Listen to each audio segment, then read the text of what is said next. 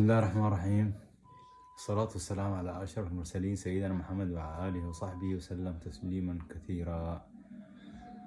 يا أخوانا الليلة دايرين نتكلم عن ثلاثة حاجات.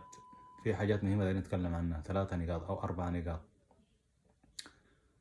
فمن الحاجات المهمة يا أخوانا والله في حاجات كثيرة اندثرت. في حاجات حقتنا نحن حقتنا بس. احنا عندنا الشجاعة وعندنا الكرم وعندنا المروءة وعندنا الأخوة وعندنا الأمانة، عندنا حاجات كثيرة. أول حاجة عن الشجاعة خلينا نتكلم، نشوف الفيديو ده. فالفيديو ده بوريك إنه السودانيين ديل لا بيخافوا الموت، والموت عندهم عادي. فنشوف الفيديو ده ونرجع. في الحرب ثمة ما يثير الذهول أحيانا أكثر من أزيز الرصاص وأصوات الانفجارات. هناك في السودان حيث تدور اشتباكات بين الجيش وقوات الدعم السريع، برز مشهدان لافتان لقيا صدى واسعا بين أوساط السودانيين كأنهم يتابعون فيلما سينمائيا. هكذا ظهر هؤلاء الشبان وهم يفترشون الأرض لمتابعة الاشتباكات مباشرة من الميدان. مقطع الفيديو هذا صور في حي جوب. طيب يا اخوانا، بالنسبة للأمانة نحن معروفين يعني من زمان، من بدري شديد جدا جدا. السودانيين ديل معروفين بالأمانة. السرقة والهنبتة والقلع والحاجات دي ما عندنا. نحن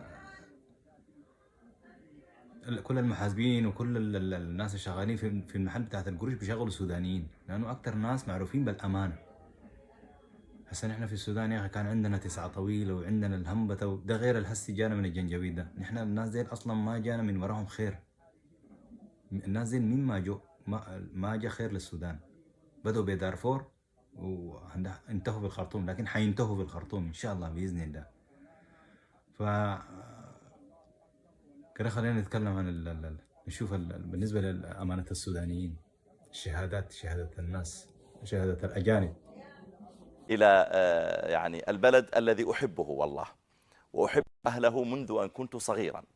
وكان عندنا أيضا يعني بعض المعلمين من هذا البلد، ورأيت والله من طيبة نفوسهم وحسن أخلاقهم وأمانتهم شيئا يعني فعلا يتميزون به.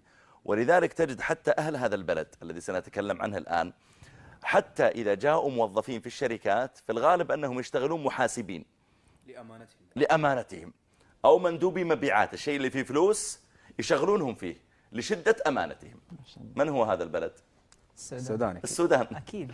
سبحان الله. ففعلا حقيقة، وكان عندنا يعني زملاء أيضا في الجامعة من السودان وبعض الدكاترة. حقيقة يا أخي أنا من زمان كنت أتمنى أن أزور السودان، أن أستفيد من مشايخها، أن أزور مساجدها.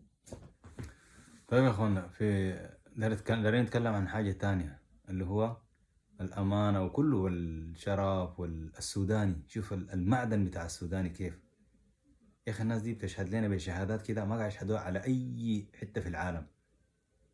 شهادة الناس ما شهادة السودانيين، شهادة الناس. الواحد يعني لما يكون في زنقة في ضيق يقول للناس يا أخي شوفوا لي سوداني بس. ما بقول لي عليك الله اديني كده ولا داير لي كده، لا، بس شوف لي سوداني عليك الله. شوف الفيديو ده مؤثر جدا جدا بالمناسبة. شوفوا.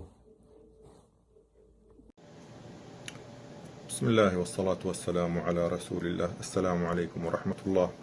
إذا ذكر الطيب ذكروا، وإذا ذكر الخير ذكروا، وإذا ذكر الإحسان ذكروا، وإذا ذكر الصفاء ذكروا، وإذا ذكرت الرجولة ذكروا، وإذا ذكر العطف والحنان ذكروا، وإذا ذكرت النخوة ذكروا، وإذا ذكر الوفاء ذكروا، وإذا ذكرت الأمانة ذكروا، وإذا ذكر الكرم فهم أول من يذكر.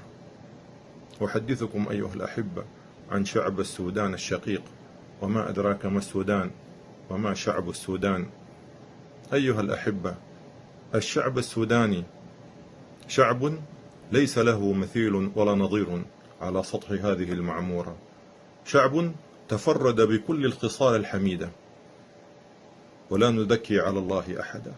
عندما تريد بناء علاقات مع الناس فإن هذا يأخذ وقت وردح من الزمان حتى تبني العلاقة وتثبتها وتمضي بها إلى الأمام.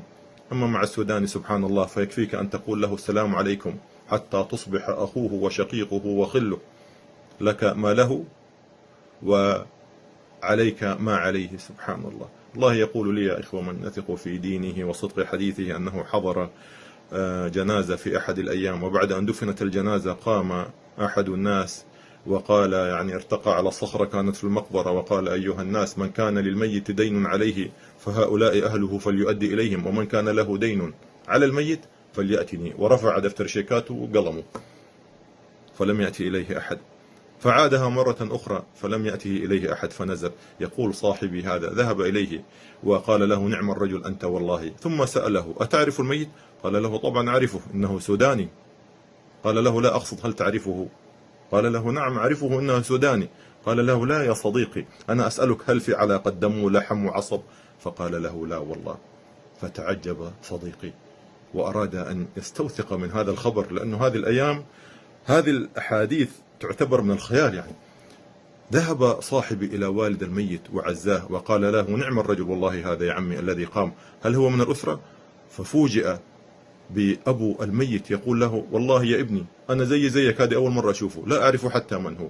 فتفاجأ الرجل وعاد إلى، يعني تفاجأ صاحبي وعاد إلى الرجل الأول وقال له نعم الرجل أنت، الله يكثر من أمثالك ويخلينا زيك.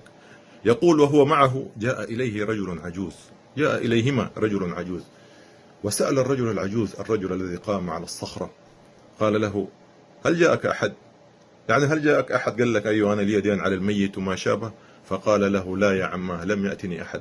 فقال الرجل العجوز لهذا الرجل والله لو عدتها 1000 مرة، ووالله لو كان لكل شخص في هذه المقبرة دين على الميت ما جاء إليك أحد. تعرف ليش؟ لأنهم سودانيين. سبحان الله. هذا هو الشعب السوداني يا إخواني. ويقول لي شخص آخر يعني غير سوداني كان معظم أصدقائه من السودانيين، يقول لي مرة أمه تعبت ودخلت المستشفى، وفي أحد الأيام وهو في العمل جاءه اتصال وقالوا له أن أمه تنازع وطلبوا منه أن يحضر إلى المستشفى. وهو في المستشفى اتصل بأحد أصدقائه السودانيين وقال له ادعو الله لأمي فإنها تنازع. قال له لا عليك إن شاء الله يكون خير إن شاء الله. وفوجئ صاحبي عندما وصل إلى المستشفى بأن صاحبه السوداني هذا وزوجته وأمه وباقي أصدقائه السودانيين وأسرهم قد سبقوه إلى المستشفى. لم ينتهي الأمر عند هذا الحد، بل قام يعني سبحان الله زوجات وأمهات أصدقائه السودانيين بغسل أمه وتكفينها، وتحمل عنه السوداني. طيب يا اخوانا انا الفيديو ده اساسا انا عملته عشان شنو؟ لانه الفترات الاخيره دي، السنين الاخيره دي، السودانيين بقوا صعبين جدا جدا في بعض. بقى عندهم الحسد وبقى عندهم الكره وبقى عندهم، يعني الواحد داير يغرم بين يوم وليله. وشوف في الحرب، يعني في الحرب بدل ما الناس تتكاتف يكونوا مع بعض. يعني عندنا الواحد من الخرطوم لما نمشي داري يأجر في مدني في اي اقليم من اقاليم السودان، في الشرق ولا في الغرب ولا في الشمال ولا في اي حته. يعني في الخرطوم الشقة كانت ب250 ب200، في الولايات بقت بمليار وشوية، ده غير الديبوزيت. بالله شوف الناس وصلت لشنو. يعني الواحد بدل ما كان الزول الجايه ده يجيه ضيف ويكرمه ويخليه زي كأنه واحد من أهله، مع إنه هو من أهله. يعني ده السوداني ده خلاص من أهلك. شوف الناس بقت تعمل شنو، شوف الناس البصات بقت تعمل شنو، تسفر الناس بكم. يعني التذكرة لمصر كانت ب20,000 وصلت 300,000. شوف الجشع وصل لوين. فيا أخي يا أخواننا عليكم الله، نحن دايرين السودان ده الحرب دي لما تنتهي، ما دايرين السودان يرجع زي ما كان، لا زي ما كان ما دايرينه. نحن دايرين سودان جديد، دايرين سودان جديد، يعني بالناس، يعني بأخلاق كويسة، بالصفات اللي نحن عارفينها عننا. فما دارين الجشع والطمع والسرقة والحسد والحاجات دي، الحاجات الما كويسة دي. فأرجوكم يا أخي الفيديو ده عليكم الله يمشي لأي سوداني، أي سوداني يشوف الفيديو ده عملوا شير ولايك. أنا داير الفيديو ده والله ما عندي منه هدف إلا بس الناس دي توعى، يعني الناس دي توعى لأنه نحن وصلنا وين. فالحته اللي احنا وصلنا لها، الحته اللي وصلنا لها دي، الحرب ده الحياة اللي بنعملها نحن بما كسبت ايدينا. عشان كده ربنا عمل لنا الحاجه دي، وعمل لنا الحاجه دي لخير ان شاء الله، لخير لنا كلنا، عشان نتصلح من جوا، نفوسنا تكون كويسه.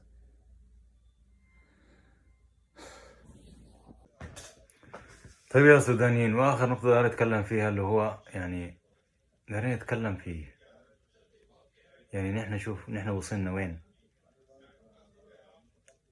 نحن دايرين نكون زي ما قال الشاعر اسماعيل حسن: بلادي أنا في أول شيء مواريث كتاب الله، وخيل مشدود وسيف مسنون حداه درع.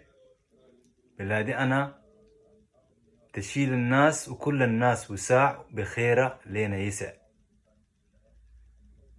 بلادي أنا بلاد ناسا تكرم الضيف، وحتى الطير يجيها جعان من أطراف تجيها شبع. بلادي أمان، بلادي حنان، وناس حنان يكفكفوا دمعة المفجوع. يبدو الغير عليه ذاتهم يقسموا اللقمة بيناتهم. احنا مشينا وين من الحتة دي يا جماعة؟ احنا مشينا بعيد جدا جدا. احنا بقينا عندنا الحسد، بقينا عندنا في حاجات كثيرة ما كويسة. وين هسه الناس قاعد يقسموا اللقمة بيناتهم؟ ما في الحاجات دي تاني، لين الحياة دي ترجع.